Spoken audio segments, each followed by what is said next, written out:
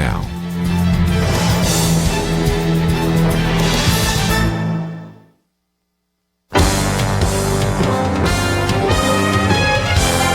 Across America, live, this is Point of View.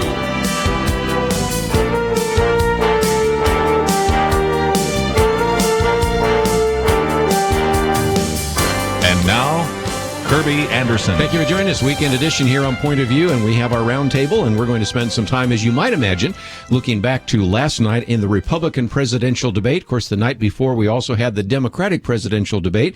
We talked a little bit about that yesterday, but I always love to get some commentary from those around the roundtable. We've had a number of endorsements of the presidential candidates, and of course, we are looking ahead to places like Ohio, North Carolina, Florida, to mention just a few, and we'll get into those. Missouri would be another one.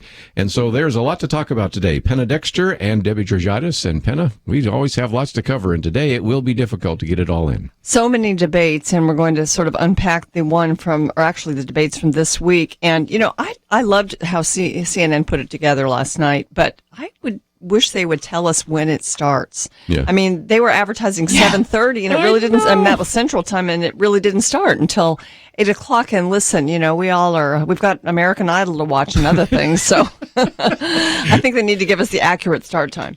I do wonder if this is the last debate. Now, there is one coming up, but even Donald Trump said, you know, I'm getting really tired of these debates. When he was being endorsed today by Ben Carson, he even sort of reflected on whether or not he wants to make it to the last debate. And so this may be the end of a series. And of course, if indeed he does as well as some people think he might in Ohio and Florida, it may be the end of the campaign. So we'll see. Debbie, what are your thoughts? I have debate fatigue, for sure I do. And it is really funny because I think last night's debate, for people who've been watching a lot of them, was more helpful to people. You actually had less of the snark and back and forth and off-color things, and really more substantive discussion. And even Donald Trump, who's been among the feistier of the candidates speaking, maintained really a very professional, I think he would like the people to use the word presidential demeanor. I thought he did, and I certainly think Ted Cruz, I think they all did a good job last night. I was wondering if, because he was so presidential, he might actually be boring since he doesn't say a whole lot. Yeah. And, you know, what's entertaining is sort of the way he says it. Well, and there's been some that have said, you know, because he kept saying the things we've seen before, that's why he said maybe I shouldn't go anymore.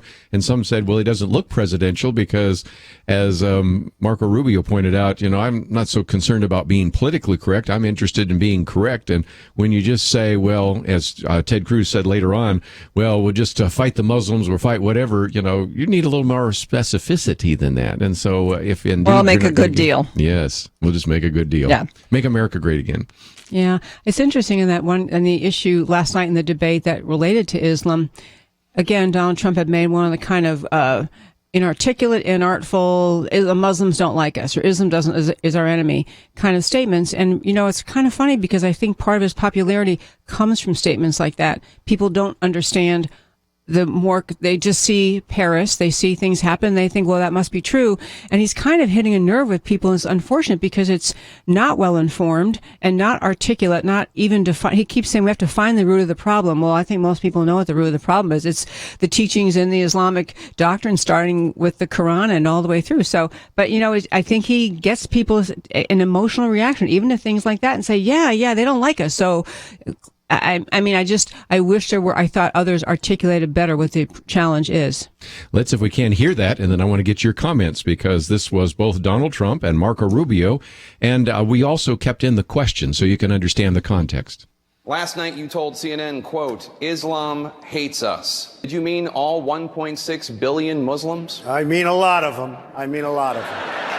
Do you want to clarify the comment at all? Well, you know, I've been watching the debate today, and they're talking about radical Islamic terrorism or radical Islam, but I will tell you there's something going on that maybe you don't know about, and maybe a lot of other people don't know about, but there's tremendous hatred, and I will stick with exactly what I said to Anderson Cooper. I know that a lot of people find appeal in the things Donald says because he says what people wish they could say. The problem is presidents can't just say anything they want. It has consequences here and around the world. 2 days ago, I met this extraordinary couple who are on furlough because they're missionaries in Bangladesh. It's a very tough place to be a missionary. It's Muslim. And their safety and security very much relies upon friendly Muslims that live alongside them, that may not convert but protect them and certainly look out for them. And their mission field really are Muslims that are looking to convert to Christianity as well. And they tell me that today they have a very hostile environment in which to operate in, because the news is coming out that in America, leading political figures are saying that America doesn't like Muslims. So this has a real impact. There is no doubt that radical Islam is a danger in the world. Anyone out there that has the uniform of the United States on and is willing to die for this country is someone that loves America, no matter what their religious background may be. You can say what you want, and you can be politically correct if you want. I don't want to be so politically correct. I like to solve problems. We have a serious, serious problem of hate. I'm not interested in being politically correct. I'm interested in being correct. And in order to be correct on this issue, here's the bottom line. We do work. There is Islam has a major problem on its hands. It has a significant percentage of its adherents, particularly in the Sunni faith, but also in the Shia, who have been radicalized and are willing to fly planes into a building and kill innocent people. There is no doubt about that. It is also true that if you look around the world at the challenges we face, we are going to have to work together with Muslims who are not radicals. We're going to have to work with the Jordanian kingdom. We're going to have to work with the Saudis. We're going to have to work with the Gulf kingdoms. We're going to have to work with the Egyptians to defeat, for example, ISIS. It will take a Sunni Arab movement to defeat them. And so I think you can be correct without needing to be politically correct. We are going to have to work with people in the Muslim faith, even as Islam itself faces a serious crisis within it of radicalization. Penna, your thoughts, because we are talking about an issue that will even carry over into the next part of the segment, because this issue of Islam is very important, and to get that right is going to be very important. That's what Marco Rubio was saying. We have to get it right, but I don't think we should be naive, and there needs to be a vigilance and awareness of what's taught in the Quran, what's taught in the mosques, and what we've seen with regard to incidents that happen perpetrated by Muslims. And when Marco Rubio says that if you put on the uniform of the military, and then you've served the country, then you get a free pass. Well, what about Nidal Hassan at Fort Hood? Yeah. So I think that the sentiments expressed by Marco Rubio are correct, and that we do have people all over the world, moderate Muslims. They have to be our allies in fighting this radicalized part of it. But I also think we have to remember that there are parts of the Quran and parts of that faith that actually teach this. And so it's very widespread, and there are lots of people out there that aim to hurt us. So we have to be ready. And that's the chord. Donald Trump speaks simplistically on everything. That's the chord he strikes. I would agree. I think the truth lies somewhere between what Donald Trump said and what Marco Rubio said. And I think it's really important for American citizens to get that concept that, as you mentioned, you both just mentioned, the Quran actually has many passages that encourage jihad, and the writings that are considered sacred writings in Islam also do this. And people around the world are taught, in other countries are taught in their colleges and their high schools and the universities and politicians, that jihad is a duty. So to ignore all that and pretend that it's a tiny segment is not dealing with reality either. Yeah, and I think that one of the reasons why both these individuals, as well as Ted Cruz and others, have struck a chord is you just get tired of people saying it was workplace violence, or this had nothing to do with the Quran. I think most Americans are smart enough to know that. They don't want to oversell it, but they don't want it undersold the way it is right now. So let's take a break.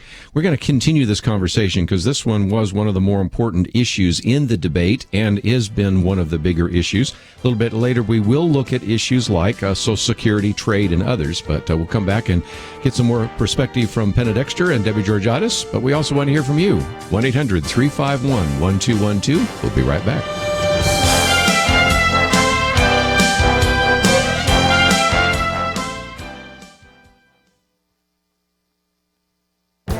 This is Viewpoints with Kerby Anderson. Should the U.S. military revise their current rules of engagement? Some candidates have talked about this by lamenting that lawyers rather than officers are making too many decisions about how to fight terrorists.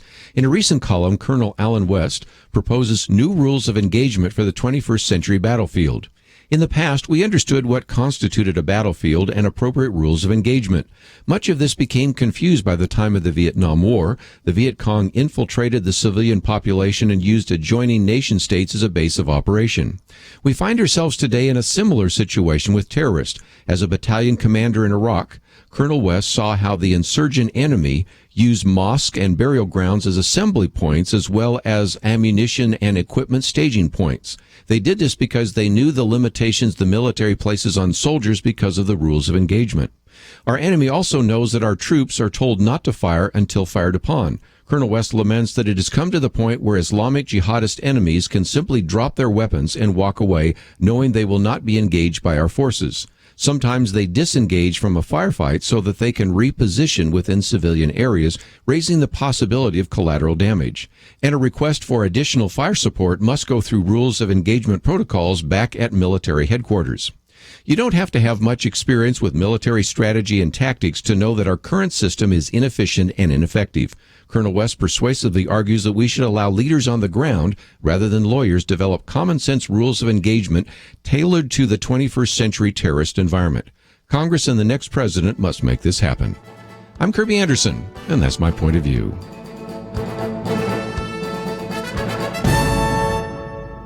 Focus Features and Motive Entertainment present The Young Messiah, a story of Jesus as a youth, in theaters March 11th, rated PG-13. YoungMessiahResources.com.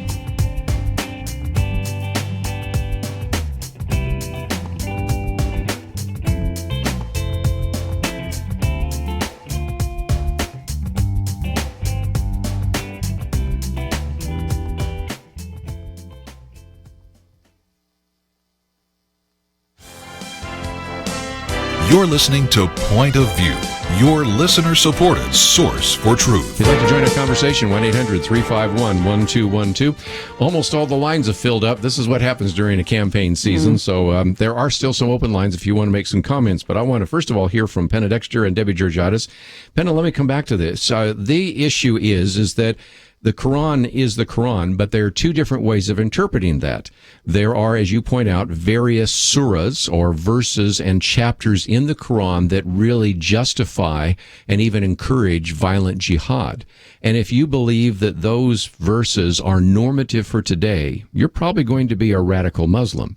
If, however, you've made your peace with the modern world and say, well, maybe that applied to Muhammad's day, but it doesn't necessarily apply to ours, or maybe you talk about a cultural jihad where you hope maybe someday by our birth rate we'll take over just by the political process. At least those tend to be the moderate Muslims. And sometimes it's real hard to figure out when you're dealing with a Muslim, as Donald Trump was saying last night and in previous interviews, it's kind of hard to get into somebody's heart and soul to figure out which particular interpretation they have and whether this is an individual that is going to be dangerous or whether this is a person that we should develop an alliance with. Yeah, but, you know, when you hear Donald Trump make his broad brush statements prohibiting all Muslims from coming into the United States, I mean, to go beyond that, I think a lot of thinking people would go beyond and think, well, how would you do that? You know, what would that look like? And things like that. And so, you know, in doing that, you start to realize the problems with it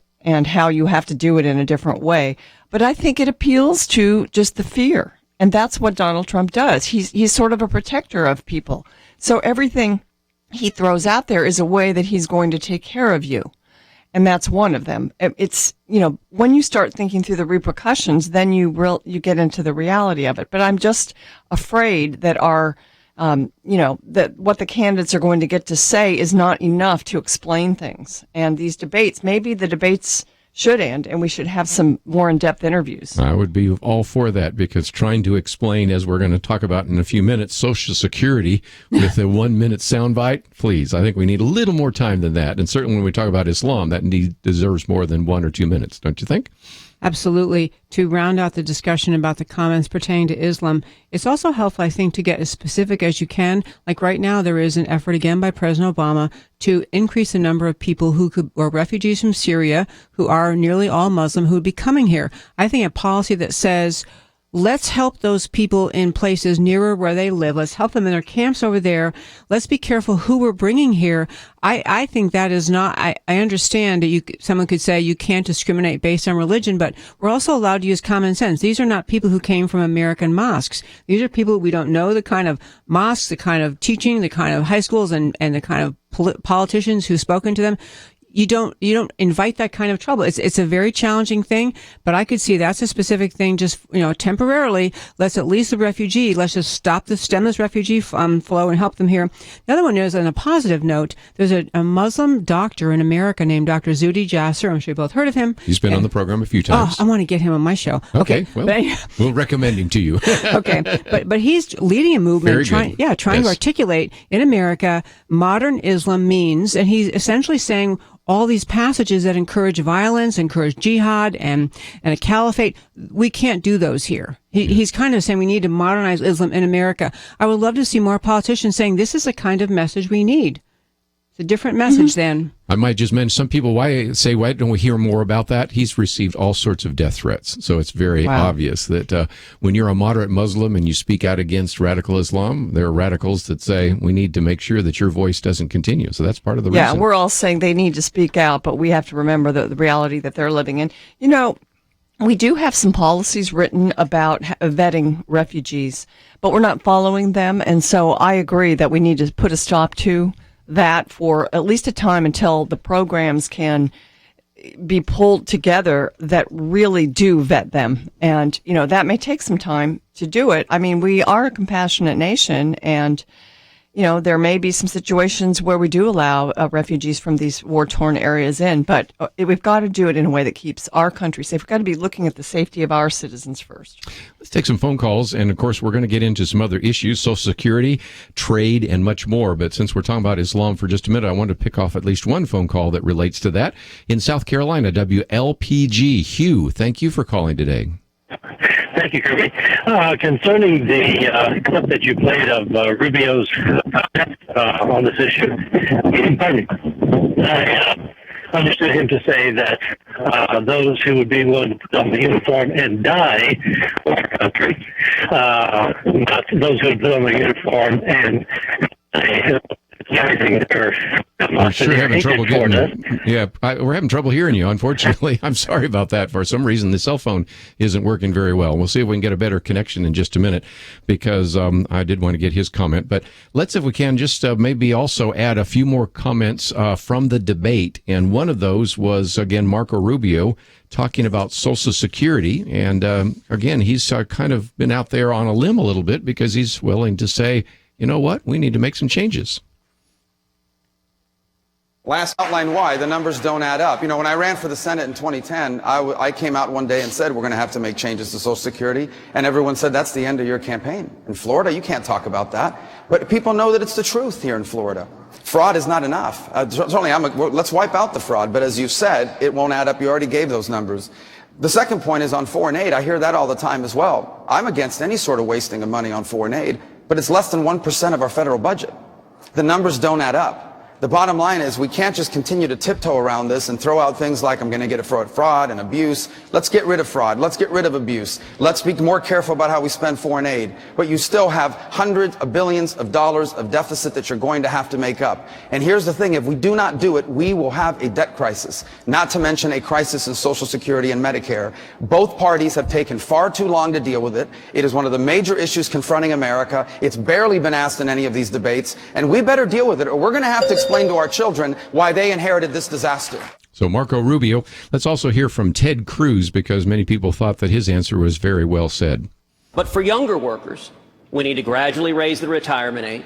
For younger workers, we need to change the rate of growth of benefits so it matches inflation instead of exceeding inflation. And as you noted, Dana, we need to have for younger workers that a portion of your tax payments are in personal accounts, like a 401k that you own, that you control, that you can pass on to your kids and grandkids. So again, just a couple of comments on Social Security. Penna, what are your thoughts about that? Well, this started because Donald Trump has famously said that he wouldn't do anything to change Social Security, and that's part of his purely populist message. He doesn't want to lose a single vote, and so he'll say it, and he somehow gets by with saying these things without giving the numbers that fall behind it. The other two candidates are trying to be more realistic. Certainly the personal accounts idea has been around a while. I mean, George W. Bush tried it and pulled back because it started to be politically toxic.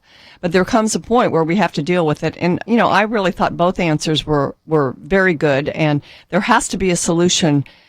I think in the next presidential administration, it's got to be dealt with, or we're going to be in big trouble. It's kind of funny you use the word populist about what Donald Trump is doing, which it is accurate about his campaign, but this issue has been around for several years in several campaign cycles. And it's always a case that the American left is more or less saying, don't worry, nothing's ever going to change. Everyone gets all the money. There'll be more money. There'll be so much money coming. There's never dealing with the reality of it. And I really do commend both Senators Rubio and Cruz for being realistic. And this is one of the hardest things in campaign, because it's easier to say you can have it all than to say we actually have to adjust things. I love all the proposals Senator Cruz makes. Being realistic, and actually you're kind of what you want to do ultimately is wean people off the notion that you're going to be able to survive in your retirement years from Social Security payments. It wasn't intended to start with to be a full source of income in your retirement years. You know, even if we were able to juice up our economy the way Trump promises, and we could be rich enough to provide for everybody in their retirement, that is not a wise policy, as Debbie just said. And, you know, if we just look at the demographics, we don't have now the workforce to support the people that are retiring. The retiring generation is so huge. So we would, no matter how rich we are, whether we lower taxes and we increase small business and we increase employment and all of that, we're not going to be able to get to the point where Social Security will be sustainable for the future. So that system has to be changed. In addition to everything you just said, because the economy always goes up and down. Even if somehow Donald Trump brought the most robust economy in American history and didn't change the benefits, you're going to have economic downturns in some period of time because of a natural flow in a free market economy, and you'll be back to where you are now if you haven't solved the root problem of promising more than a system is capable of supporting. We put a lot of issues on the table already, and that is everything from Islam and the war on terror, as well as Social Security, and we'll get into some more, but also have almost a full bank of phone calls. So we'll try to get some of those calls in as well as we look back over the Republican presidential debate last night. Also, of course, we had a Democratic presidential debate the night before, and all of that is fair game. And if you'd like to join us, 1-800-351-1212. We'll be back right after this.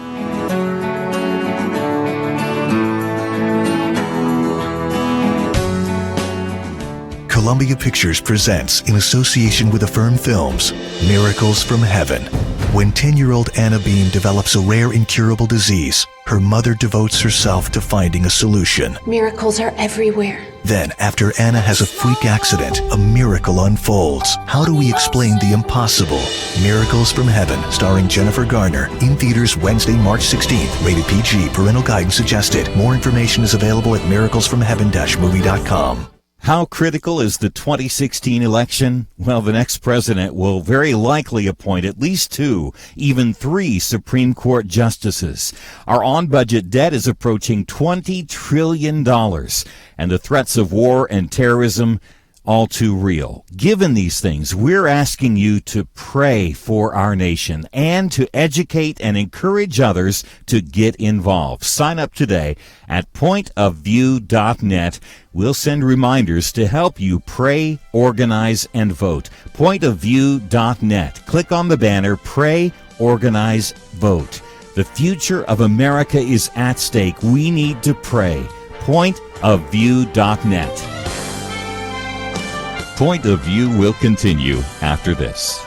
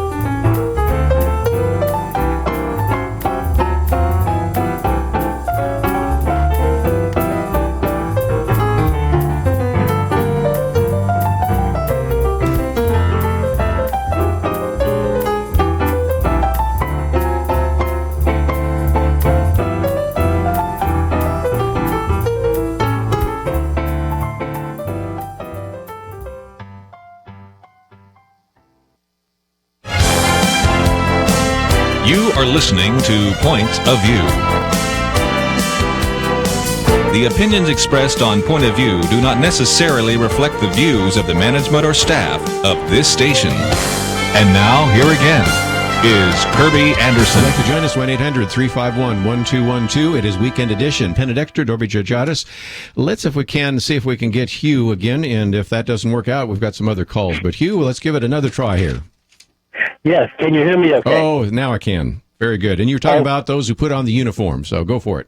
Well, referencing the audio clip that you played from Senator Rubio earlier, I understood him to say those who put on the uniform and are willing to die for their country, which would obviously exclude traitors, and those who would choose to do us harm and be due to their affiliation or in context of their affiliation with the military. And I realized he didn't have time to address everything, so he didn't address the issue that indeed the Islamic fanatics could use the military as a means of doing harm to us. But I also am curious as to know what the middle ground is that was referenced between what I understood to be the truth of what Rubio was saying and the more extreme comments that Trump was saying.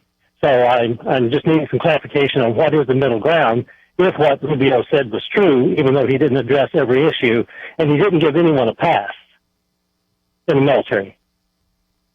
Yeah, I didn't mean to give anyone a pass, but I just wanted to point out that there are people in the military, and just because they wear a uniform doesn't mean you can trust that they would not be, if they're a Muslim, which Nidal Hassan was, that they might not be out to hurt us. So in that sense, I don't know how you could tell. On the middle ground, I mean, Debbie and I could probably both weigh in on it, but I'm just saying you have to be very vigilant and aware.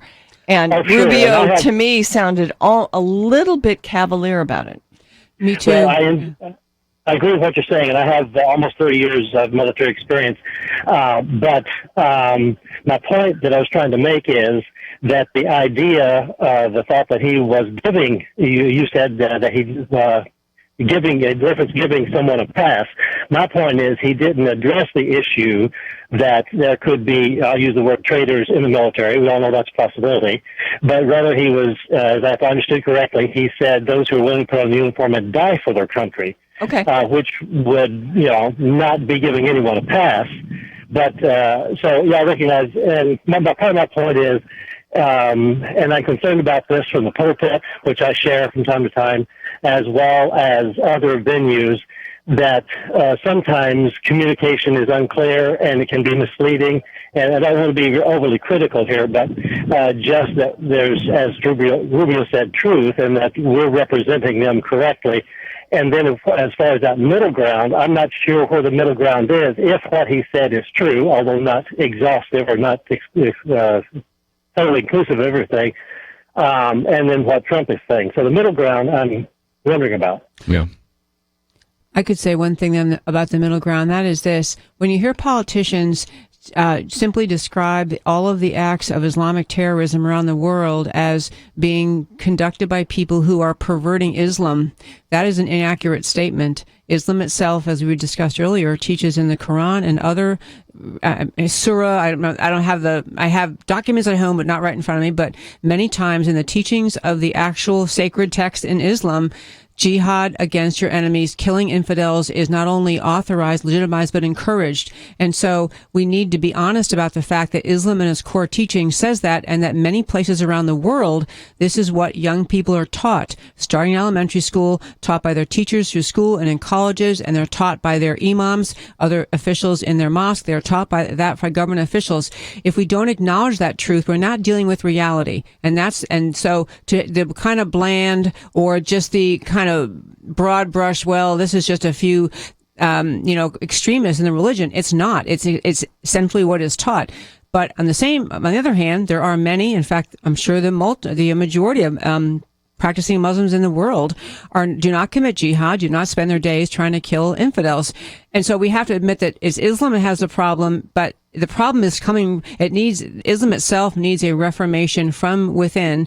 And we in America need to be vigilant and not ignoring this reality. Let me go to Jerry because he wanted to make that same point that you were making, Debbie. So, Jerry, I think you have also been watching about how Islam is taught to the young in many of the countries around the world. That's correct. And I just, want you to listen to understand that I agree with what you're saying, because how can you tell your enemy? You can't tell your enemy unless they have a certain type of uniform on. So here we got to dress them as a whole, the people, because we don't know what they look like as an enemy. Just like they're talking about America, they say hate America. They don't say just hate certain America. They don't say all American you should hate. They say all Americans. So why can't we do the same thing? Well, and that's kind of what Donald Trump is doing.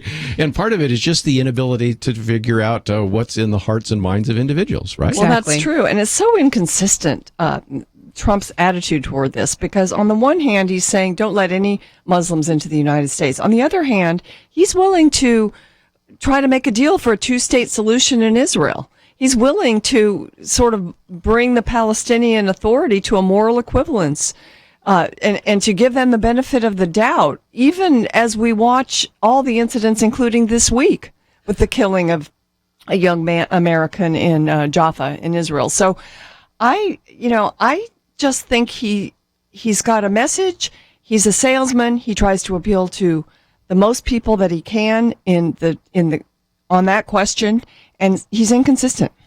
I thought that was one of the most profound and insightful exchanges last night was about the situation in Israel, about the notion that if you are a student of the world and of history and who these parties are, there is no moral equivalency between the positions the Israelis are taking and those of the Palestinians backed by and connected with Hamas. And I think if you continue, he tried to dance around, Donald Trump tried to dance around and say, well, I'm not saying moral equivalent. I'm just saying, when you're over there, you have to be neutral.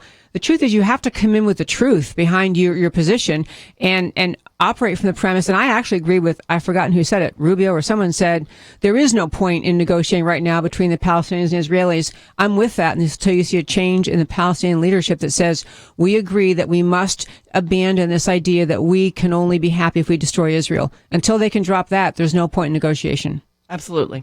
We've all been there. Kerby, you're going soon. I just got back from the Holy Land. And if you just see the situation there, you become convinced that there's no possible two-state solution at this point. Yeah, you don't have good actors on both sides, is the way we like to say that. All sorts of calls here, so we're going to do our best to try to give as many of you a chance to join the conversation today. So let's head out to Arizona this time, KNLB. Sam, you have the floor. Thank you for taking my call. Sound like you're on a speakerphone. If you could be a little closer to the mic, that would be helpful to us. How's that? Is that better? That is outstanding. My question is getting a feedback here, sorry, on my phone. We're hearing you fine. Are you still there? We're still here, and don't worry about the feedback. Just tell us your story. Oh, okay. Yeah. I hear people saying that. Okay, I hear people saying that if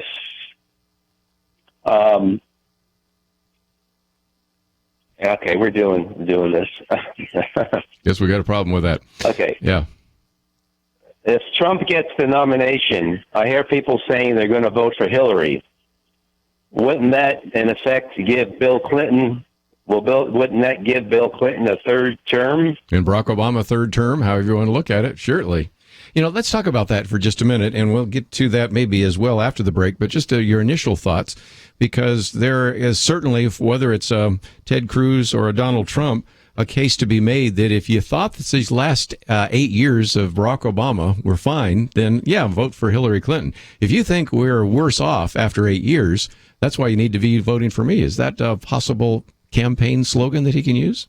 It's a possible slogan, but I think everybody has to look at the person, look at their record. If they have no record, it's really hard to tell who they are. Is this guy even a Republican? I've heard people say who are Trump supporters, well, this is the great thing about him. He doesn't have a record because there's no voting record. You can't see what bills he supported. And I hear this argument from really intelligent Trump supporters, and I just say his life is his record, to whom he has donated, the positions he's taken, how he has been within Washington, and some would call it crony capitalism. That is his record, and it does matter. But to your point, sir, on the phone, on the gentleman on the phone, if you whoever you like on the GOP side, if you're concerned about the direction of the country under Barack Obama, whoever ends up in the GOP nominee, I think you need to support, and if for no other reason, because of nominations to the Supreme Court and the kind of justices that will impact America for 30 or 40 years based on who is placed in that court in the next 4 years. We know who Ted Cruz would put on the court. We know who Hillary Clinton would put on the court. I guess I'm hearing from you saying we don't know exactly who Donald Trump would put on the court. No clue, right. But we know they probably, we would hope, would be better than the ones. But we don't know. And that's the don't know. That's one of the lines we've used so many times. And I borrowed this from Newt Gingrich many times. Newt Gingrich says, Donald Trump doesn't know how he's going to be, so how can we know how he's going to be as president? That's a good line. We'll take a break. We'll be right back.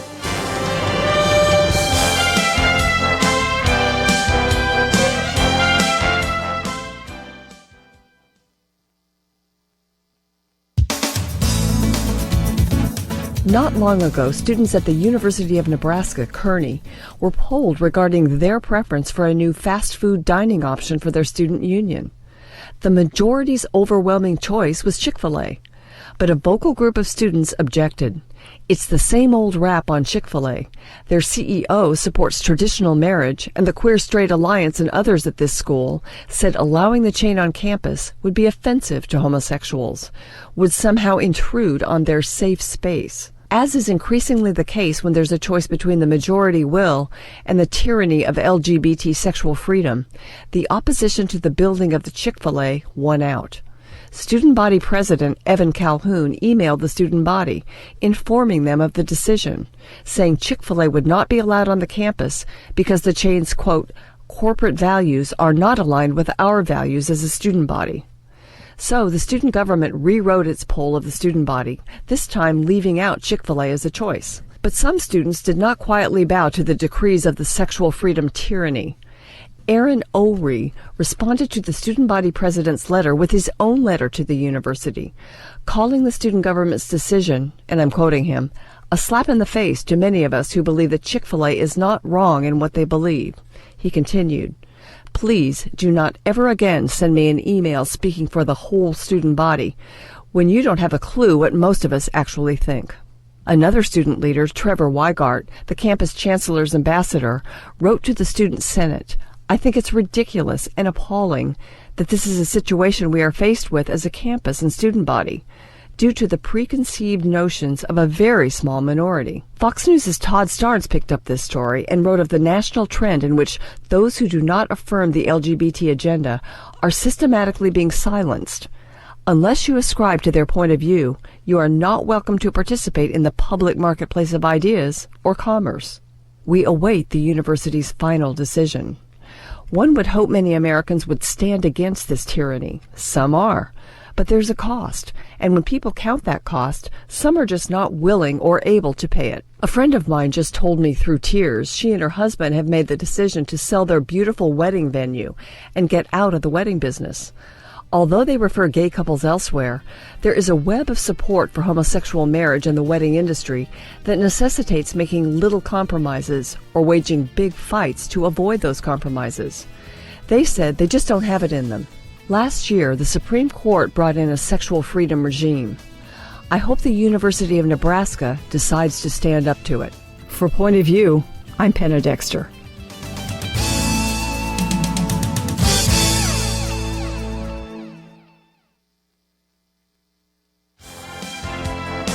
Now, back to Point of View, your listener-supported source for truth. Back once again, it is Weekend Edition. Certainly, we are going to be talking about the presidential debate last night. We'll hear another comment by Donald Trump in just a minute. But one of the events earlier in the week was first Carly Fiorina endorsing Ted Cruz, and then yesterday, Senator Mike Lee endorsing Ted Cruz, which suggests maybe there's some other senators will do so. But the news of the day is Dr. Ben Carson endorsed Donald Trump. Now, I have the short list here of all the things that Donald Trump said about Ben Carson. And first of all, you got to say either Ben Carson didn't care or he's a really bigger person than most of us, because certainly Donald Trump accused Ben Carson of lying when he talked about applying to West Point, which was in gifted hands. And of course, we went through that. Accused Ben Carson of lying about attempting to hurt his friend. Then later said, well, then if that's the case, then he's got a childhood temper, diagnosed with the doctor with a pathological disease, which Donald Trump said he probably could never be cured of. Then he talked about this pathology, not unlike a child molester's. Then Donald Trump questioned Ben Carson's faith, questioning whether he's really was pro-life, and said he makes Jeb Bush look like an Energizer bunny. And then finally, Donald Trump said that Ben Carson is overrated as a doctor. And nevertheless, Ben Carson endorsed him today. That's the short list. Very forgiving person, don't you think?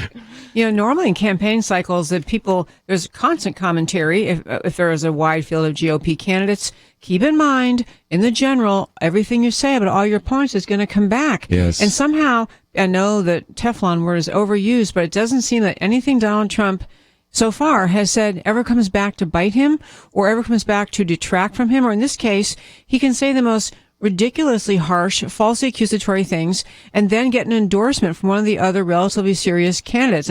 It honestly makes Dr. Ben Carson, whose life story I appreciate, and I'm grateful for his, the life story that says the American dream is alive and well. It makes him look like a truly unserious patriot, unserious American, unserious politician. You know, there have been some listeners that have said, well, maybe there would be a Trump-Carson ticket. But just think of all that fodder that you could see during the vice presidential debate and say, Mr. Carson, here are all the things that Donald Trump said about you, and now he has picked you as his running mate. I mean, that'd be tough stuff, don't you think? Didn't you hear some hints about appointing him as Carson as Secretary of Education? Or Health Human Services or Trump. Surgeon General, something like that. So maybe that's so the it wouldn't case. be electoral, it would be appointments. Maybe, but still, it's just amazing. I think the actual announcements thing this morning when Ben Carson came out, after Donald Trump got up, he just said, we've had a lot of conversation about education. He's really strong in this area. Love his ideas. So yeah, he may think it's a position in the cabinet, which I guess ultimately keeps Ben Carson in the limelight publicly more, and to some degree. Yeah, I have heard people say, and this kind of resonates with me, that this is what Ben Carson has been about. And, I started hearing him speak at various events, charities and things a long time ago, a couple of years ago, actually. Oh, sure. Mm-hmm. And so, when you hear him that way, you can appreciate him. But when I started hearing him, and then with the presidential, aspirations in there too, I got a little worried. I felt like he was naive about politics, and you just have to have a little bit of savvy about politics. And so, in a sense, I do think that, his brand has certainly grown from running. And I hope, I think you hurt your brand when you endorse Donald Trump. Chris Christie certainly has, and he may get an appointment too. Well, we'd love to get your comments. What about this idea of Ben Carson endorsing Donald Trump? Didn't think I'd ever see that, but then again, you just never know. One of our callers wants to talk about Donald Trump, so let's go there in South Carolina this time on the Good News Network. Michael, thank you for joining us today. Hi, thank you, Kerby. I can really hear the frustration coming through loud and clear, and I know my wife and I are definitely feeling it. And I called in last summer about a news story that I picked up on right when Trump announced his candidacy, and mentioned was both in the Washington Post and USA Today, where Bill Clinton had encouraged Donald Trump to get more involved in Republican politics. And I just think this could be Bill Clinton's greatest gift to his wife, because I didn't believe then, nor do I believe now, that Donald Trump has a chance of beating Hillary Clinton in the general election. And but I do think he is going to get the nomination, and it's a shame because there was such just a great crowd of candidates, many of whom I think share our values as believers. Jindal, Huckabee, Cruz, Santorum, Perry, Carson. Some would argue Bush and Rubio also fit in there. Walker, perhaps. Oh, there you go, Walker. Yeah, there you go. And it's just sad because now I feel like we're going to be stuck with Hillary, and it just sickens me. And I can hear your frustration, and I share it too. It just feels like a shame, and I think we should get ready for. Good. Well, let's hope that I'm wrong, and I personally would have supported any of those. I personally liked Huckabee and Cruz. Carson, I loved Carson. But I just don't know if our country is ready to tolerate a decent person for president anymore, a true believer. I just don't know. So that's what I wanted to add. Well, actually, your comments really made me think about something we were talking about earlier, about what draws Christians and evangelical Christians or the broad array of Christians to get behind a candidate. And it's a very interesting thing we're in right now. To your first point, this idea that it's over, I agree with Penna. I don't want to agree it's over. I think the numbers are very clear that Senator Rubio, as well as Governor Kasich, simply have no path to winning the nomination. They do have a path to ensuring that Donald Trump wins the nomination because they are taking votes from Ted Cruz away from Senator Cruz. And really, the head-to-head between Senator Cruz and Donald Trump, many projections show that Senator Cruz could probably win that. So this is a real time for questioning the internal moral questioning of the people staying in the race. If I, in my heart of hearts, can plainly see that I don't have a path to victory, what is the reason to stay in? And I think this is the kind of a future of America type question. Are you so wedded to the potential of holding the most important job in the world that you will sacrifice, when the numbers are right in front of you, the opportunity to stop Donald Trump if you think that's the right thing that should be done? We need to take a break. When we come back, though, I'd love to go around the round table and talk about what next Tuesday means, because in most cases, we're talking about winner-take-all kinds of primaries. Florida with 99 delegates, Illinois with 69 delegates, Missouri with 52 delegates, North Carolina with 72 delegates, and Ohio with 66. You add those up at 368. That's a huge number. And if you win all of those or most of those, I think then the 458 number that Donald Trump has almost doubles, and at that point you're on your way to the requisite 1,237 votes. If, however, John Kasich wins Ohio and picks up 66 votes, and Ted Cruz picks up something, Missouri, North Carolina, 72, 52, then it's still a race. But a lot of it depends on what happens next Tuesday. Am I right? Yeah, I think you're right. I mean, we've been sort of thinking that perhaps the other two, the Kasichs of the world and the Rubios, would drop out before Super Tuesday, and that would give Cruz a path. Doesn't look like they're going to do it. So now I understand that Ted Cruz's super PAC is actually pulled out of Florida and Ohio, and his campaign is just hoping that Trump stopped in those two states and then move on from there. It's harder, but that's the strategy, I think. I had not read that. His super PAC pulled out of Florida and Ohio. Okay. I mean, this is one of them. There are several super PACs out there, but it seems to be the smartest thing to do right now if they're not going to drop out. There's certainly been a lot of talk about that on all sorts of social media. Just, stop Trump at all costs. Need to take a break. I can see some of you want to talk about Social Security, some want to talk about Islam, and all of you want to talk about the race. So we'll do that right after this. From Focus Features in association with Motive Entertainment comes The Young Messiah. You seek a family from Nazareth with a boy named Jesus. The Young Messiah imagines the journey of Jesus with his family from Egypt to Nazareth and on to Jerusalem, where his identity is revealed and his destiny fulfilled. He's just a child. He is not just a child. Now playing. Rated PG-13, may not be appropriate for children under 13. More information at youngmessiahresources.com. Are you concerned about what's happening in our colleges, our marketplace, and the halls of government? Let me ask, have you invested in things that yield a good harvest? If you're already giving to Point of View each month, we thank you. You share in the reward for what we harvest. If you're not, now is the time. $30, $65, $100. The more you invest on a regular basis, the more we'll reap together. Give online at pointofview.net. Pointofview.net. Click at the top on Become a Monthly Partner or call 800-347-5151. 800-347-5151. Point of View will continue after this.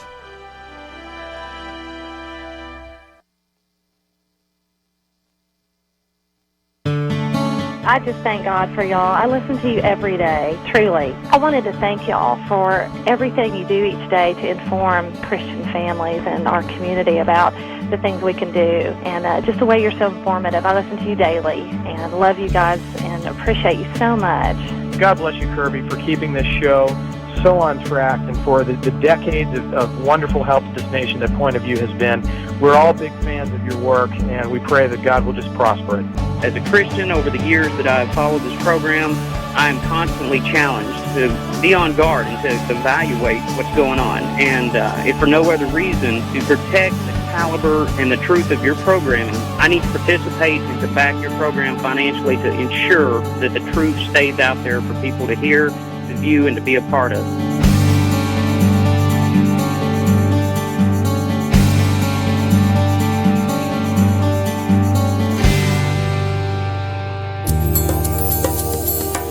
This is Point of View Radio.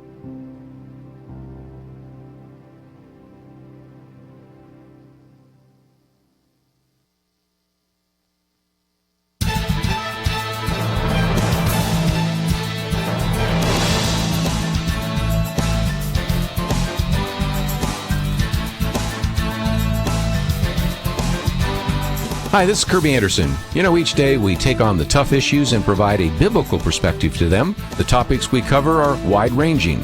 Apologetics, theology, prophecy, creation and evolution, intelligent design, marriage, family, child-rearing, the millennial generation, trends in society, politics, economics, business, religious liberty, the Constitution, public policy, foreign policy, military policy, tensions in the Middle East, abortion, homosexuality, pornography, sexual ethics, media, technology, history, and America's godly heritage.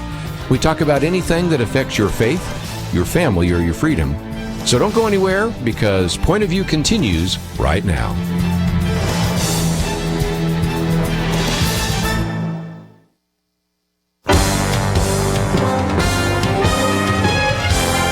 Across America, live. This is Point of View.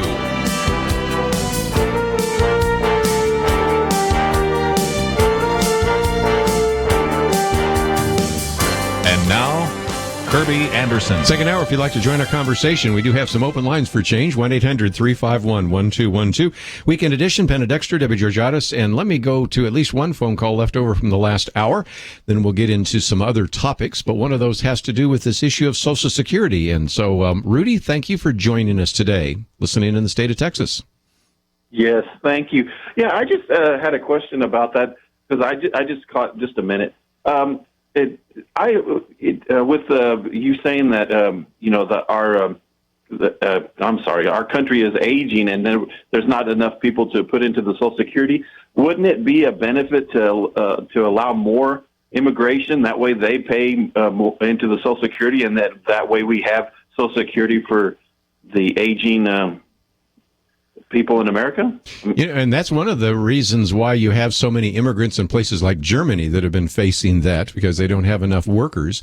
Because we had a baby boom, then we had a baby bust, and then we've been followed by a baby boomlet, because you actually have a very significant number after the baby bust that will eventually get into their earning years. The problem with that is oftentimes if you bring in immigrants, especially if they're not well skilled, then oftentimes either they get very low-paying jobs and pay very little into Social Security, or in some cases there aren't jobs available for them, and they sooner or later end up on the welfare rolls and end up being a drain. So even though that's been an argument that I think even some of the Democrats have used, number one, we need this for Social Security. Of course, number two, they need it because they want to get voters for the Democratic Party. It hasn't really worked out that well so far if you look at the numbers. Yeah, it's the demographic of who is brought in as immigrants, and I think the argument is we have to be able to select who comes in. And in these cases, a lot of times it's people that are ultimately going to be a drain on the state. They're going to collect some kind of benefit. They're going to be in the schools. They're going to be in the healthcare system, not paying for it, things like that. And, I remember back when we did we were debating comprehensive immigration reform in about 2007 or so.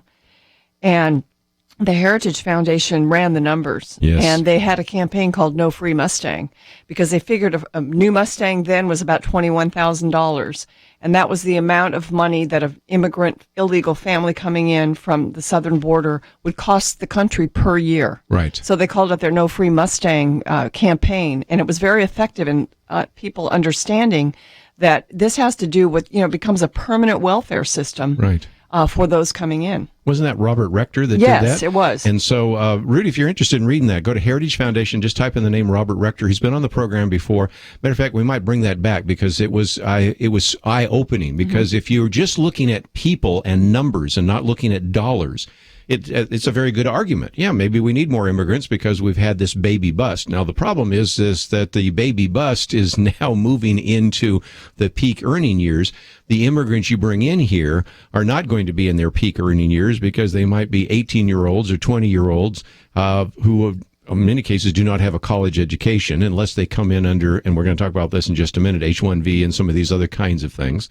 So it sounds reasonable until you run the numbers. Yeah. And actually, it was an enormous drain on our economy. So, Penna, I know you did some of those interviews, and Robert Rector at Heritage Foundation is a place to go to find some more information about that.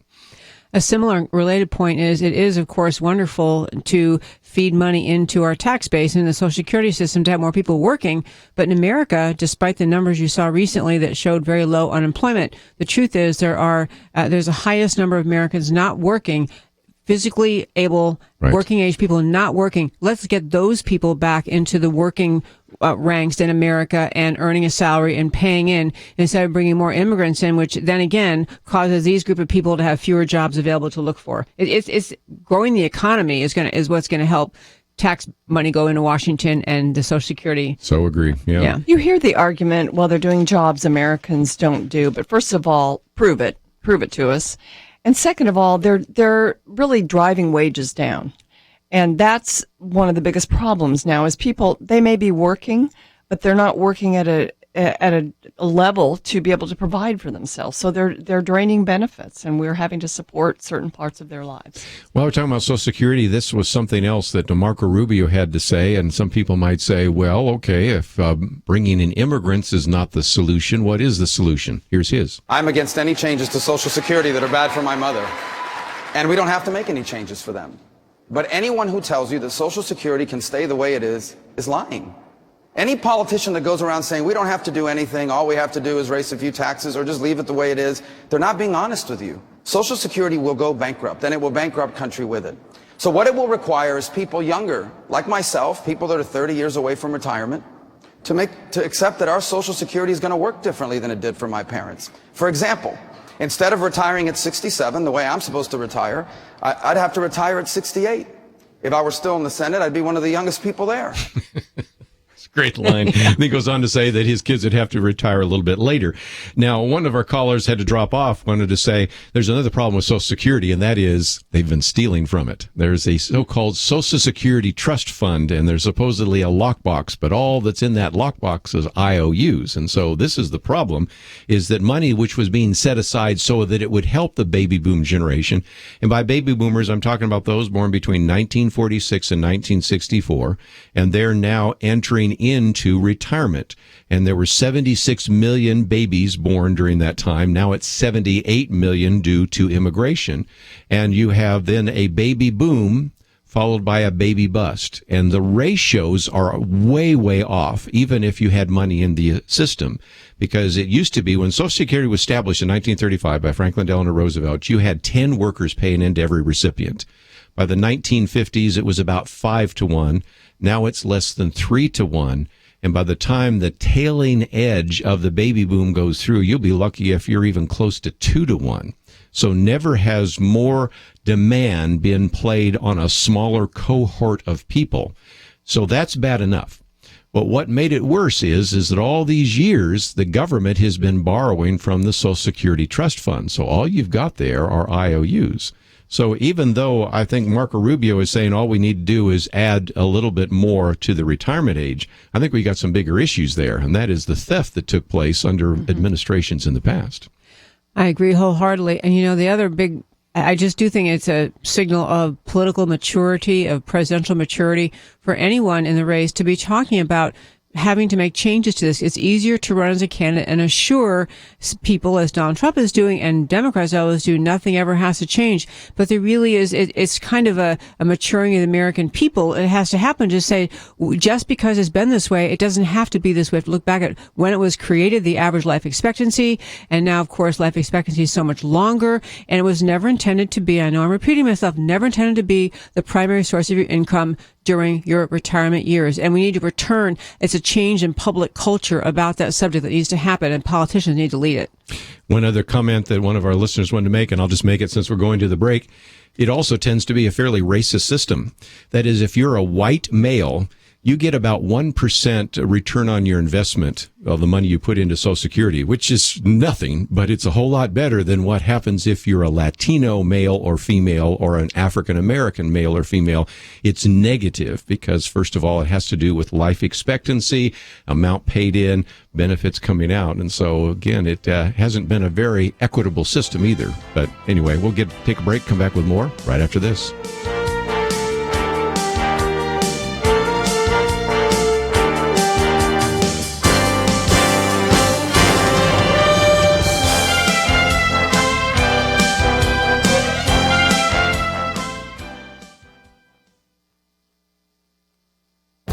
This is Viewpoints with Kerby Anderson. Should the U.S. military revise their current rules of engagement? Some candidates have talked about this by lamenting that lawyers rather than officers are making too many decisions about how to fight terrorists. In a recent column, Colonel Alan West proposes new rules of engagement for the 21st century battlefield. In the past, we understood what constituted a battlefield and appropriate rules of engagement. Much of this became confused by the time of the Vietnam War. The Viet Cong infiltrated the civilian population and used adjoining nation states as a base of operation. We find ourselves today in a similar situation with terrorists. As a battalion commander in Iraq, Colonel West saw how the insurgent enemy used mosque and burial grounds as assembly points as well as ammunition and equipment staging points. They did this because they knew the limitations the military places on soldiers because of the rules of engagement. Our enemy also knows that our troops are told not to fire until fired upon. Colonel West laments that it has come to the point where Islamic jihadist enemies can simply drop their weapons and walk away, knowing they will not be engaged by our forces. Sometimes they disengage from a firefight so that they can reposition within civilian areas, raising the possibility of collateral damage. And a request for additional fire support must go through rules of engagement protocols back at military headquarters. You don't have to have much experience with military strategy and tactics to know that our current system is inefficient and ineffective. Colonel West persuasively argues that we should allow leaders on the ground, rather than lawyers, develop common-sense rules of engagement tailored to the 21st century terrorist environment. Congress and the next president must make this happen. I'm Kerby Anderson, and that's my point of view.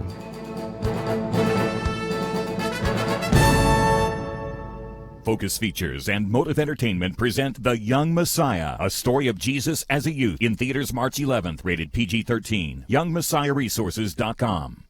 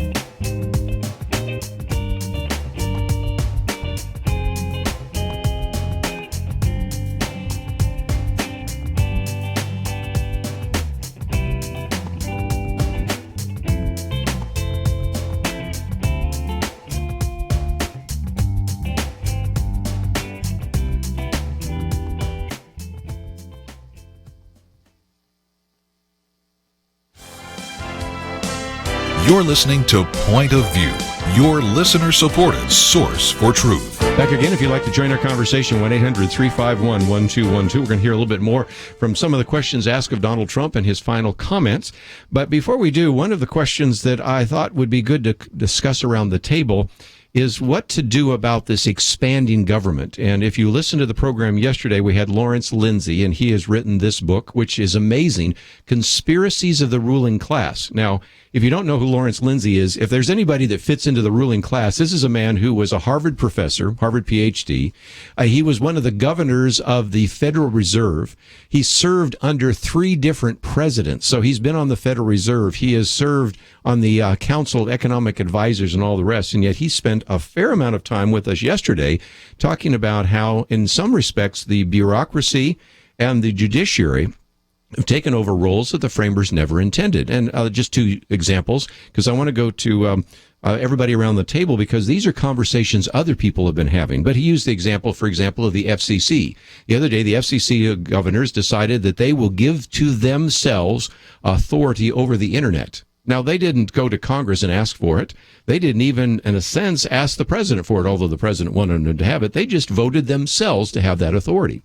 Or you can have the EPA. Use the example that you have the Clean Water Act. And the Clean Water Act says that the EPA has governing authority over navigable waters. Well, that would be something you navigate. That would be like a boat. But no, they decided that any water, even water that's only there temporarily on the land, even just a little swamp, even a farm pond, you have to get permission from the EPA. We'll use this example after example after example, of course, using the Commerce power and the Commerce Clause to justify all sorts of ways in which the Supreme Court has moved into it. But he's talking about that. But I know if I can promote your radio program this weekend, you Absolutely. have Jeb Hensarling coming on, and he's been talking about something very similar, isn't he?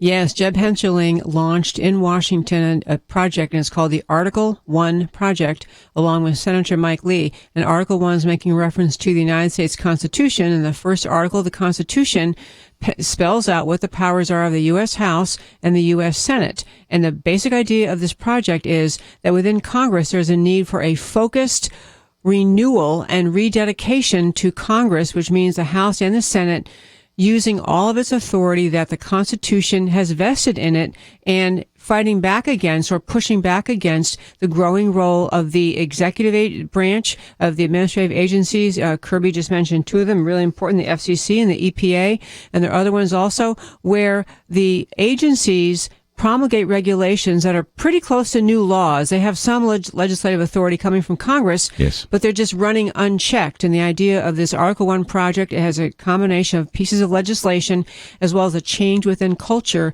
within Congress and the U.S. House and Senate saying you have to be willing to assert our right as the Congress. And the other aspect of it is Congress is the only one accountable.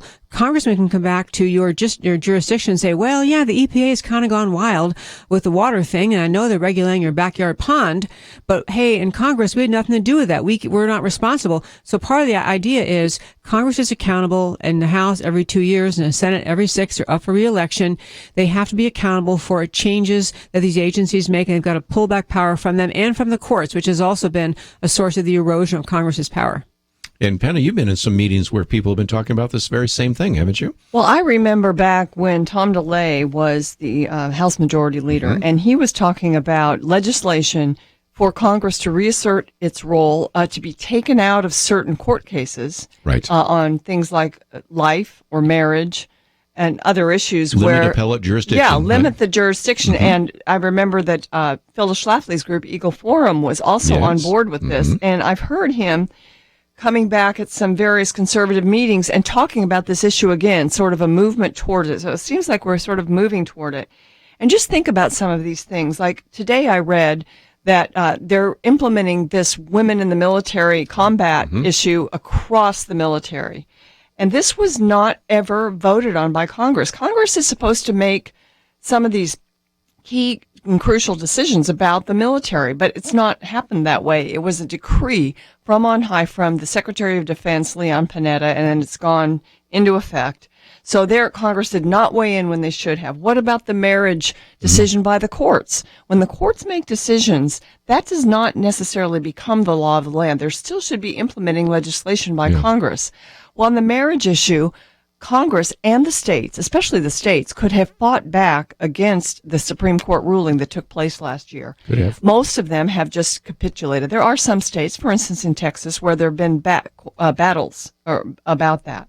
And the EPA, as you mentioned, I mean, we consider the EPA almost like a king or God. They get to make rules and nobody ever pushes back. I mean, we get upset and we sue, but the Congress is not taking its role. So I was just thinking as Debbie was talking, I mean, what if, the House and the Senate under Mike Lee's legislation and Jeb Hensarling's legislation, what if we got a president who was on board with this? I mean, this would change America. It absolutely would. And, one tiny little aspect, but I love this piece of it. Jeb Hensarling was talking about, there's a bill that I think we've talked about in the show before, the REINS Act. The short story is it's a bill that if Congress passed, it would say anytime a new regulation is passed by any federal agency, if the impact on the American economy is, I think it's above 100 million, some cutoff, Congress actually has to review that legislation and pass it as a law. Congress has to be responsible for that. It takes away the power of these unelected bureaucrats, unaccountable bureaucrats, from imposing expensive new regulations on businesses and individuals with no consequence, with no recourse. And so the REINS Act alone would change and pull back the federal government's power by a lot. Let me just mention, too, we have a link to your website, as we always do. Ladies, Can We Talk? And you've got newest talking points, latest videos, statements on today's issues. And most importantly, I think people are going to be wanting to listen to that interview. That's this Sunday night, right? Yes, the show is called Ladies, Can We Talk? And you can listen to it anywhere in the country. Go to ladiescanwetalk.org. Go to my website and click on Listen Live. You can hear the show live Sunday nights, Central Time, 6 to 8 p.m. Or if you happen to be in Dallas, then 6:60 a.m. the answer. That's good. And again, we just click on your picture and it takes you to all of that information. Let's, if we can, hear a little bit more from Donald Trump. One of the questions asked is, okay, we hear you say you want to run the country, but there have been all sorts of issues about the way you run your business. Are you going to run the country differently than the way you run your business?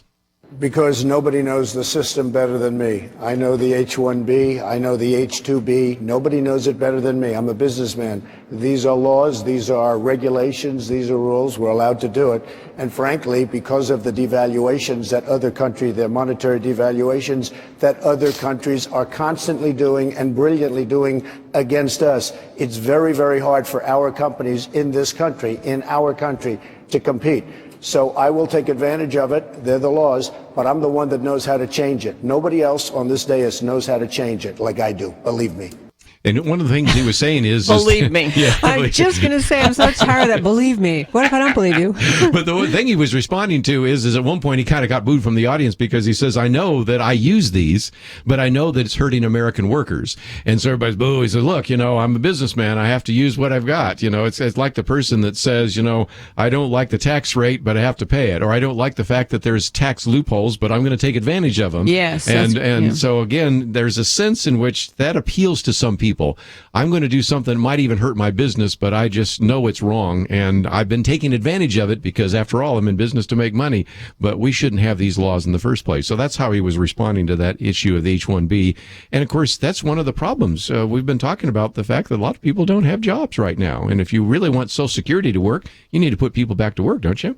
I think that's a good question for listeners is, does it matter? I mean, is this a selling point for a Donald Trump that he has actually used these systems, the H-1B and the H-2B visa system, for instance, to take jobs that would normally be American jobs? Is that, and now he's going to change the policy in the country. Is that a selling point? Is that a positive for him?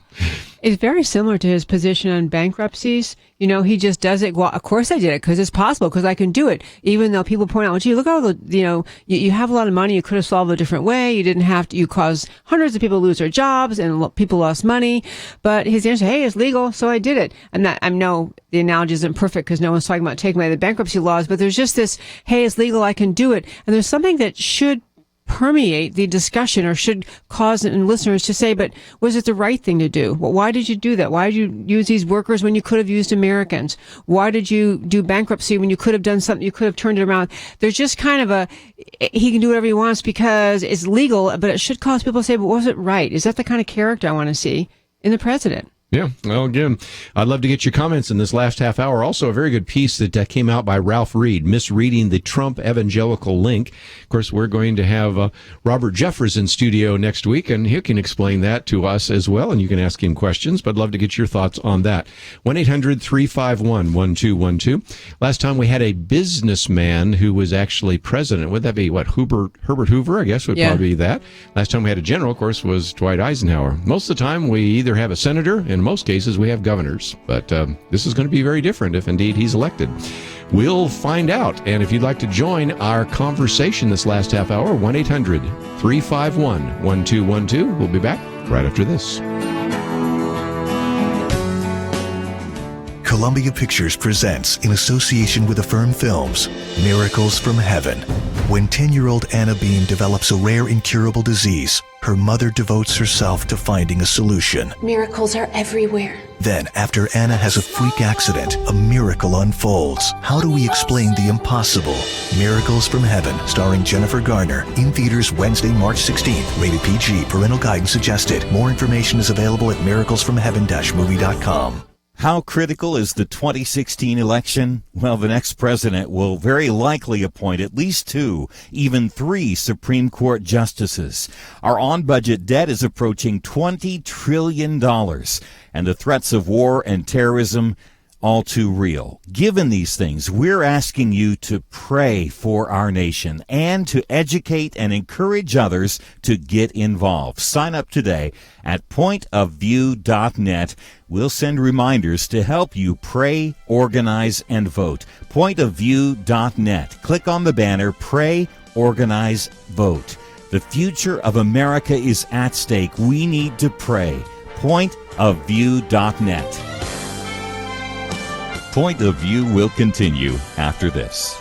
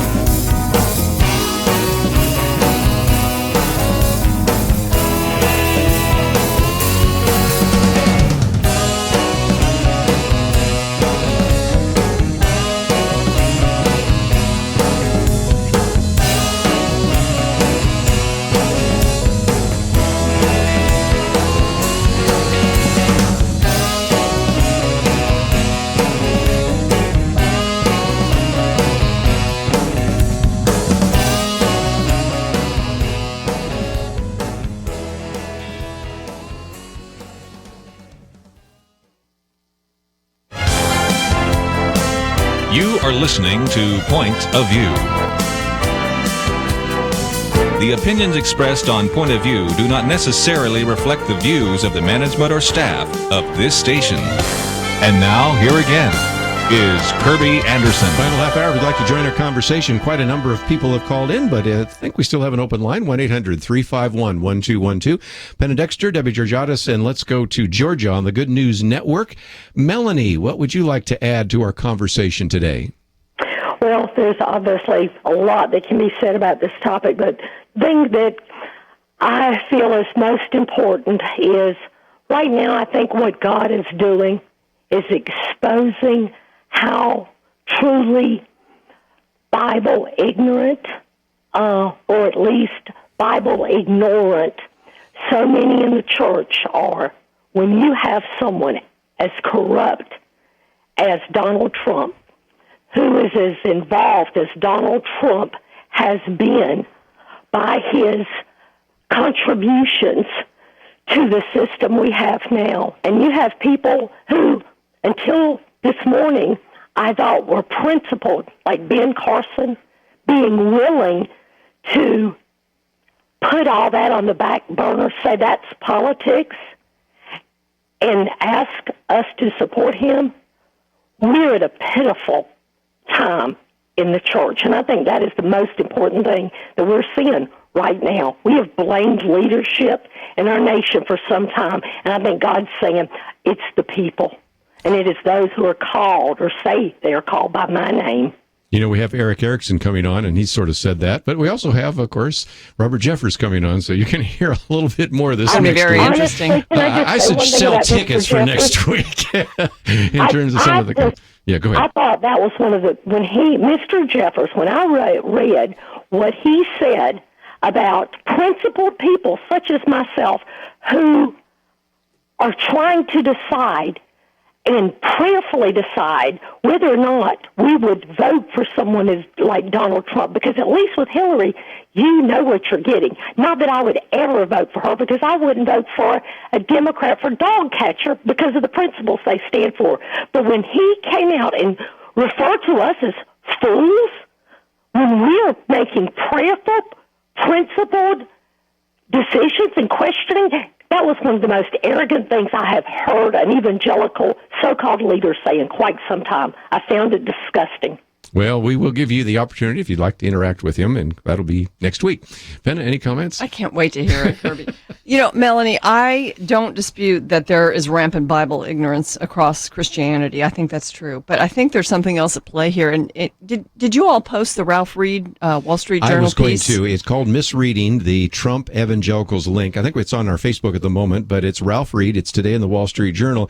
And he's not necessarily defending. He's just trying to explain to some people. Explain it. How does this fit? Because it's kind of the question Melanie was raising. How, if you call yourself an evangelical, can you make your peace with some of the things that Donald Trump has said and done? And so anyway, we'll put that up there and give you a chance to follow it. And I'm sure now that we'll probably put it up so everybody can read it if they'd like. There's a couple of things in it that I'll just point out. One of them is he says the deepest crack running through the GOP electorate shaping Mr. Trump's constituency maybe class and not religion. And we are seeing that the education level of Trump supporters is lower than, say, the Cruz level, because people, they just, they're acting on their, the issues in their life. And he is articulating those and saying he's going to fix it, but they're not forcing him to take the next leap in how you're going to do it. Now, the candidates, Rubio and Cruz, are trying to make him do that, but there's just this huge group that I don't think care.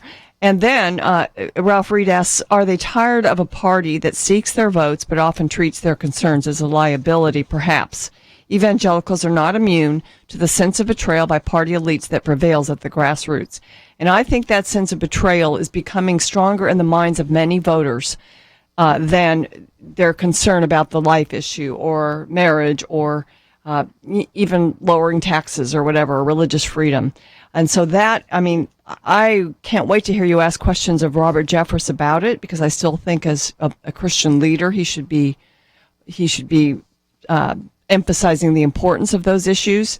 But I think what he's doing instead is he's articulating, as Trump is, the frustration that people see with the leadership in the Republican Party. Debbie, what about some people say, well, immigration is such an important issue That's why I'm going to vote for Donald Trump, and I don't even care what he thinks on the life issue.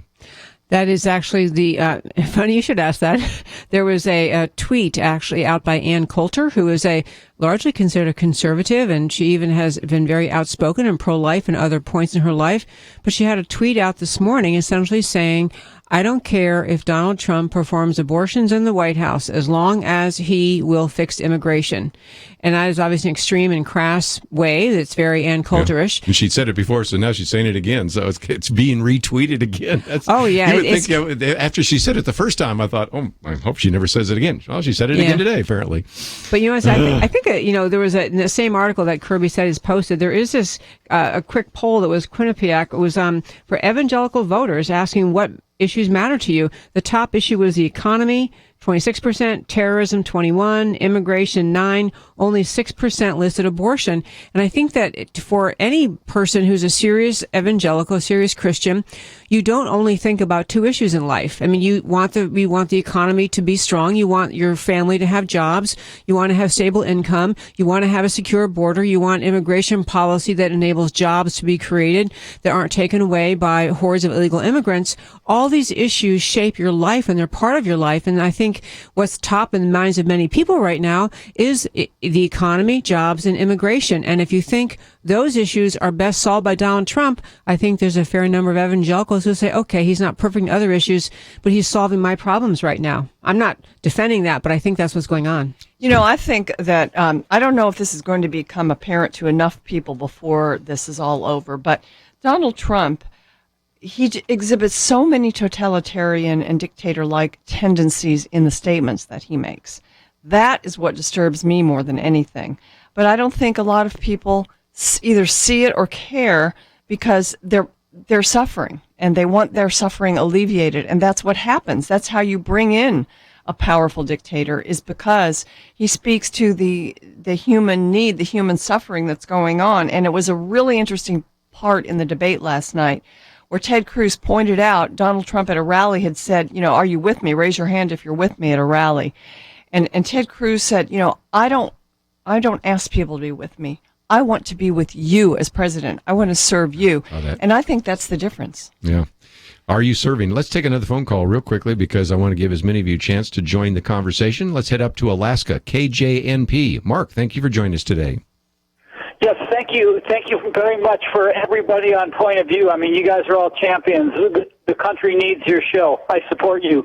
My comment is that this presidential race is a show, and it's a mathematical certainty that Hillary Clinton will be the next president of the United States, and that actually why we are where we are is because we are biblically, it's called we're willingly ignorant biblically, and that's why judgment begins in the house of the Lord. So, sorry, I just wanted to share that with you. But again, thank you so much for everything that everyone in that room does, and that we need this show like you wouldn't believe. Well, thank you. Let me just mention real quickly what he's talking about. So some people called it the blue wall, and that is since 1988, you have 18 states that have actually voted Democratic in every election. And they're pretty easy to figure out. They're the New England states with the exception of New Hampshire. New Hampshire tends to be a swing state, but it's the New England states. Then it's a few other eastern states, and that's Delaware, Maryland, New Jersey, New York, and Pennsylvania. So then again, Delaware, Maryland, New York, and New Jersey, Pennsylvania. Then you have a few in the upper Midwest, which is Illinois, Michigan, Minnesota, Wisconsin. And then you have the West Coast states. You have California, Oregon, Washington, Hawaii. Now, if indeed you accept that those 18 will, plus the District of Columbia will go to Hillary Clinton, assuming she's the nominee, and there's an indictment coming, I think, for her, but let's leave that at the moment. That's 242 electoral votes. You need 270. So that means she's got to figure out a way to just pick up 28 more. That's really tough. That is really tough for a Republican, no matter who it is, Ted Cruz or Donald Trump. And the only way that there are people thinking this through are some people say, well, is it possible that a Donald Trump could do better in, say, Michigan? Because he did much better in Michigan than Hillary did, for example. That takes that off the table. Pennsylvania. Pat Buchanan was saying just the other day, maybe Michigan, maybe Pennsylvania. Maybe. If Chris Christie's the VP, don't think he is, but could they win New Jersey? Well, Chris Christie wasn't even sure he could win even if he was the presidential nominee. So those are really tough ones to come up with. So what, on the other hand, you'd have to do is have Donald Trump or Ted Cruz. They got to run the table. I mean, they have got to keep all the red states, and they have to pick up some of the toss-up states like Florida and Ohio and Virginia. And so you see why, as Mark was saying, it's almost a mathematical certainty. I don't want to give it up, but I just say it's a very steep hill to climb, no matter who that Republican nominee is. We come back, I want to get some comments from Penna, Dexter, and Debbie Georgatos, and we'll take some more phone calls. All that coming up right after this.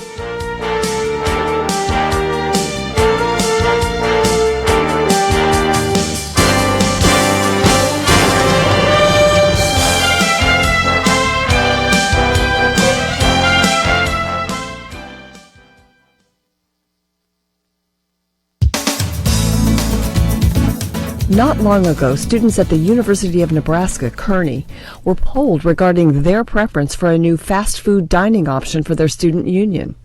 The majority's overwhelming choice was Chick-fil-A, but a vocal group of students objected. It's the same old rap on Chick-fil-A.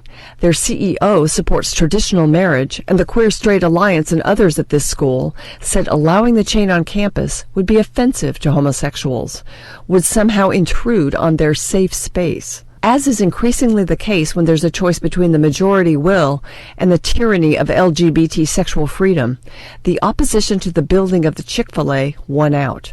Student body president Evan Calhoun emailed the student body, informing them of the decision, saying Chick-fil-A would not be allowed on the campus because the chain's, quote, corporate values are not aligned with our values as a student body. So the student government rewrote its poll of the student body, this time leaving out Chick-fil-A as a choice. But some students did not quietly bow to the decrees of the sexual freedom tyranny. Aaron O'Ree responded to the student body president's letter with his own letter to the university, calling the student government's decision, and I'm quoting him, a slap in the face to many of us who believe that Chick-fil-A is not wrong in what they believe. He continued, please do not ever again send me an email speaking for the whole student body when you don't have a clue what most of us actually think. Another student leader, Trevor Weigart, the campus chancellor's ambassador, wrote to the student senate, I think it's ridiculous and appalling that this is a situation we are faced with as a campus and student body, due to the preconceived notions of a very small minority. Fox News' Todd Starnes picked up this story and wrote of the national trend in which those who do not affirm the LGBT agenda are systematically being silenced. Unless you ascribe to their point of view, you are not welcome to participate in the public marketplace of ideas or commerce. We await the university's final decision. One would hope many Americans would stand against this tyranny. Some are. But there's a cost, and when people count that cost, some are just not willing or able to pay it. A friend of mine just told me through tears she and her husband have made the decision to sell their beautiful wedding venue and get out of the wedding business. Although they refer gay couples elsewhere, there is a web of support for homosexual marriage in the wedding industry that necessitates making little compromises or waging big fights to avoid those compromises. They said they just don't have it in them. Last year, the Supreme Court brought in a sexual freedom regime. I hope the University of Nebraska decides to stand up to it. For Point of View, I'm Penna Dexter.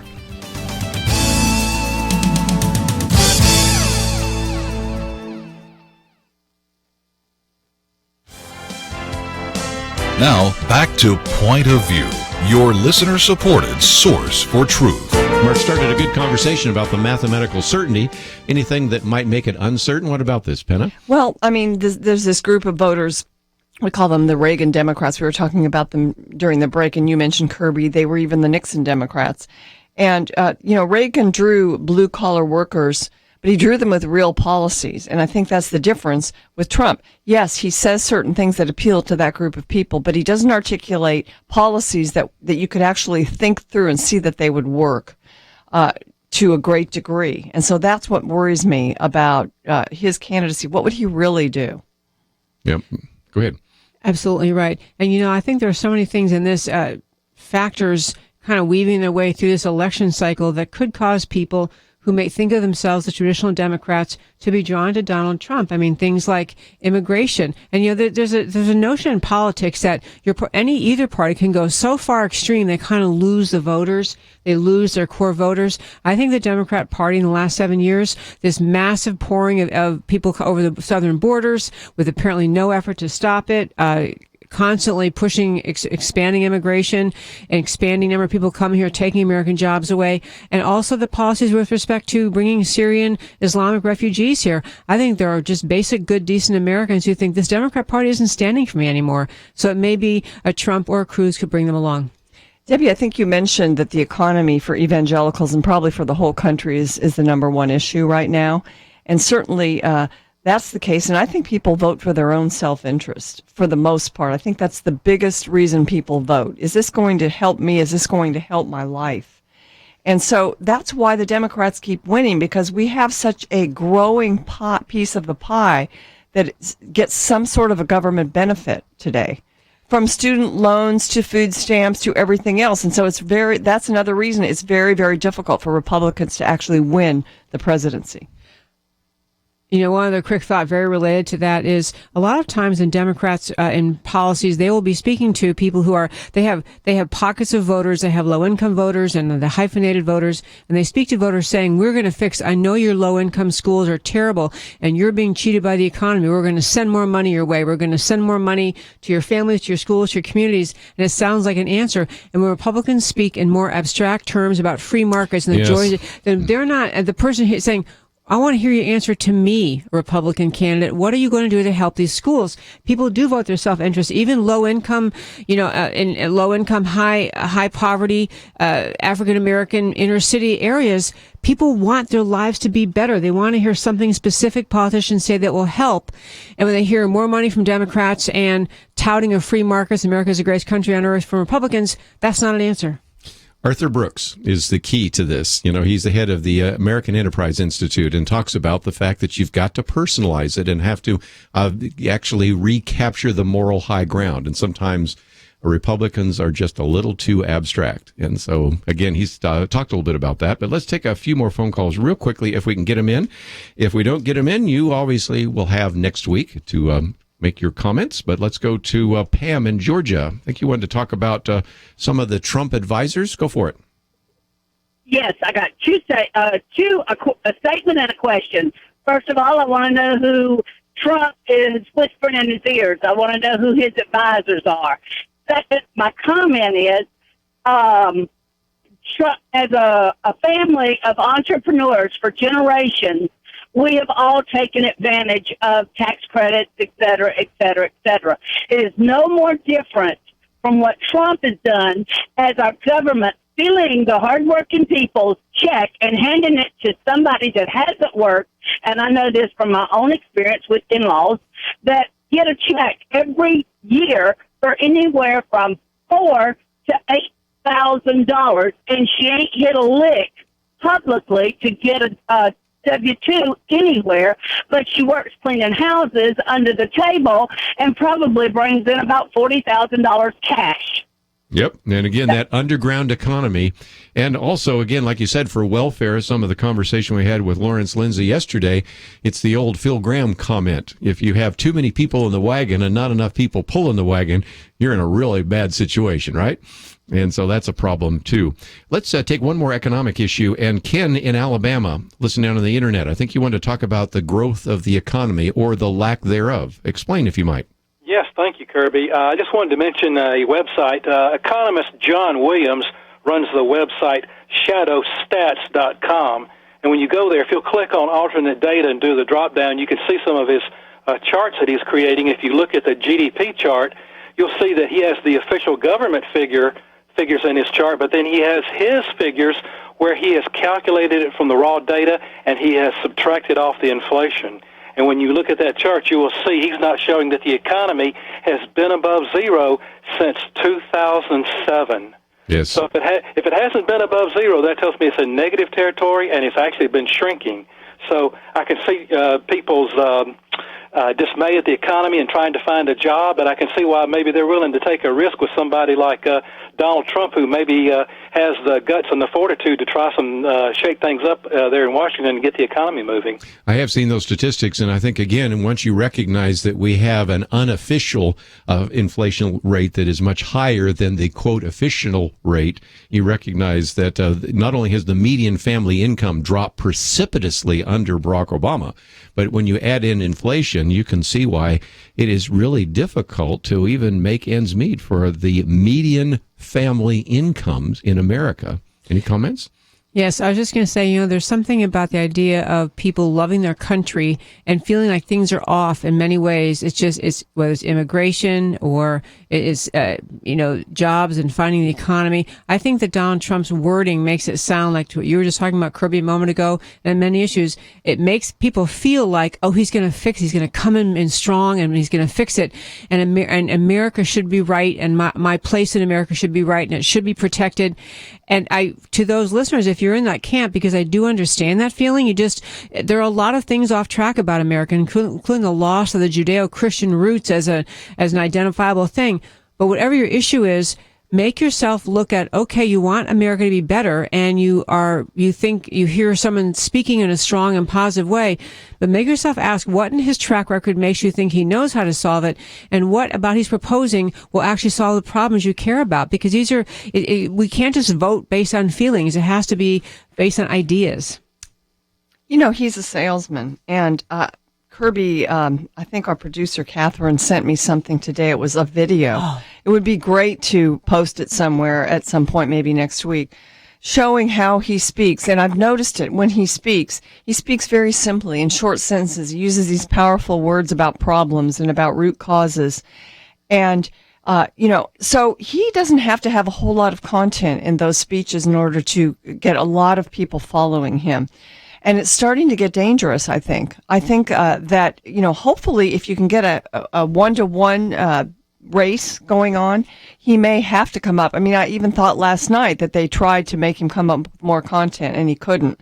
He may have to. Now, our last caller asked who are his advisors. We don't know the answer to that question either. We certainly don't.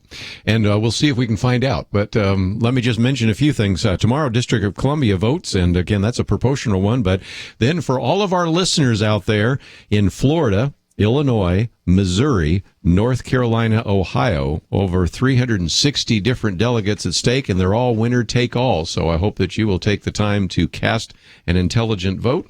And if you have not visited our website, pointofview.net, we encourage you to click on the Pray, Organize, and Vote, because we also encourage you to take the pledge. That is a pledge to pray for the nation, to educate and encourage others, and to finally vote. And even if you say you cannot vote for who is going to be the presidential candidates, there are other people you can vote for. So we want to make sure that you all take that pledge.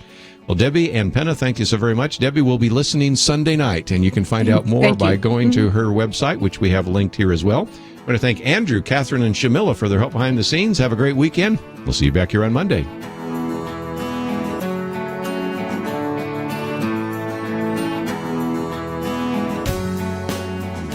Later this year, for the 58th time, America will choose a president. As a Christian, what are you doing to prepare for the election?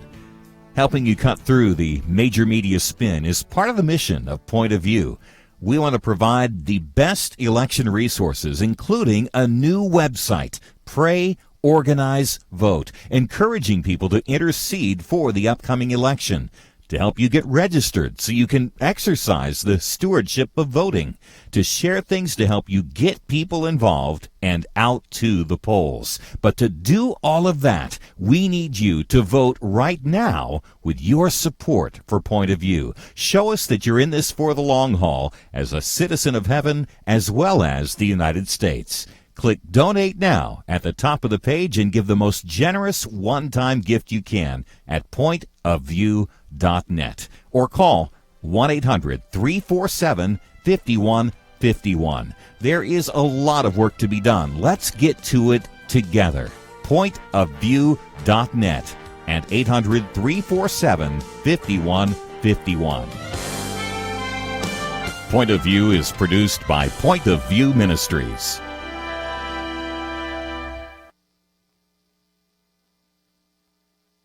I just thank God for y'all. I listen to you every day, truly. I wanted to thank y'all for everything you do each day to inform Christian families and our community